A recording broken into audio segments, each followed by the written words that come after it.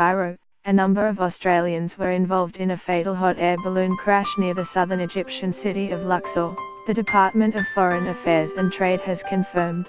It is not known if any Australian nationals were among the 12 people injured when the balloon crashed in high winds. One passenger, a South African citizen, died. A South African citizen has been killed and more than a dozen people have been injured after a hot air balloon crashed near the Egyptian city of Luxor. Courtesy 7 Network. Not afraid of a little hyperbole, author Michael Wolff says Donald Trump has the least credibility of anyone who has ever walked on Earth, in his first interview since the release of Fire and Fury.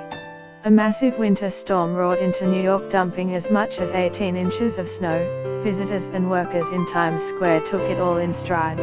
Residents find frozen iguanas laying on the floor as temperatures in some parts of Florida drop below 4 degrees. The publisher of a scathing tell-all about the first year of the Trump administration rushed the book to stores amid huge demand while the president's lawyers threatened legal action. For more than 70 years, scientists have been puzzled by the strange behavior of a lethal strain of malaria. A procedure becoming increasingly popular in Thailand is penis whitening, the latest in a string of different forms of skin whitening. A South African citizen has been killed and more than a dozen people have been injured after a hot air balloon crashed near the Egyptian city of Luxor.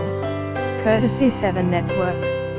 The Department of Foreign Affairs and Trade is providing consular assistance to several Australians involved in a hot air ballooning accident in Luxor, Egypt, a spokeswoman said on Saturday.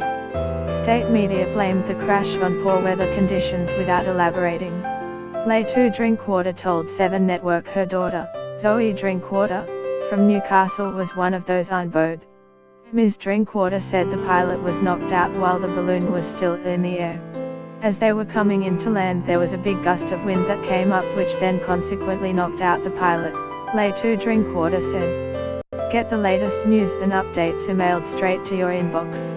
By submitting your email you are agreeing to Fairfax Media's terms and conditions and privacy policy. The pilot was unconscious. So no one was actually steering and operating this balloon, so it was just plunging. The balloon took off around sunrise and flew about 45 minutes at an altitude of 450 meters before the pilot lost control over a mountainous area, officials said, adding that the pilot was also injured. High winds and sandstorms hit regions across the country, clouding the skies at Cairo's main airport and forcing the closure of a number of Red Sea ports. An Argentinian and 2 French tourists were being treated in hospital, the health ministry spokesman said. Health officials and state media had earlier said a woman died. A number of other tourists were also taken to Luxor International Hospital but released after a few hours, the ministry said.